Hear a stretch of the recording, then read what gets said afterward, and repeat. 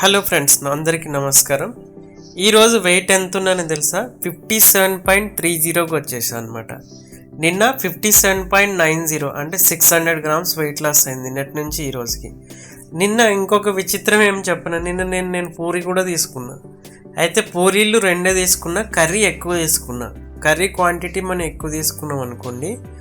ఇప్పుడు రైస్ తీసుకున్నాం, రైస్ కంటే కర్రీ ఎక్కువ తీసుకుంటే వెయిట్ లాస్ అనేది ఈజీగా అయిపోతుంది. అది కూడా మన ఫుడ్సే, మనం ఏదైతే తెలుగు ఫుడ్స్, మన సౌత్ ఇండియన్ ఫుడ్స్ తీసుకుంటూ వెయిట్ లాస్ అవ్వడం అనేది ఒక ఛాలెంజే పెట్టుకున్నా. 100 డేస్లో వెయిట్ ఇలా కంటిన్యూ అవుతుందా, పెరుగుతుందా, తగ్గుతుందా అనేది చూద్దాము. ప్రజెంట్ అయితే డే 11కి వచ్చేసాను అనమాట. డే 11లో వెయిట్ చెక్ చేసుకుంటే మార్నింగ్ 57.30.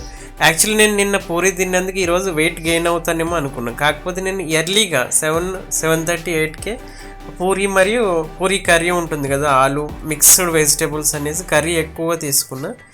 అయినా కానీ నా వెయిట్ చూడండి తగ్గింది. అంటే మనం ఏది తిన్నా కూడా పోర్షన్ కంట్రోల్లో చేసుకుంటూ మన టైమింగ్స్, అంటే లేట్ నైట్ డిన్నర్ కాకుండా ఎర్లీగా డిన్నర్ చేస్తే వెయిట్ లాస్ అవ్వచ్చు అనేది ఇది ఒక ఎగ్జాంపుల్ అనమాట.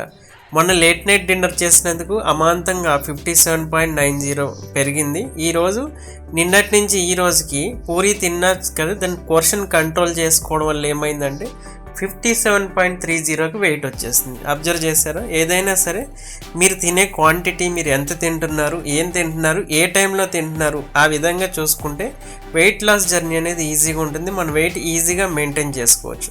ముందు 100 డేస్కి ఛాలెంజ్ యాక్సెప్ట్ చేసి, అది కూడా మన సౌత్ ఇండియన్ ఫుడ్స్, మనం రోజు చేసుకునే ఫుడ్స్ తీసుకుంటూ వెయిట్ లాస్ అవ్వడం అనేది ఒక ఛాలెంజింగ్ అనమాట.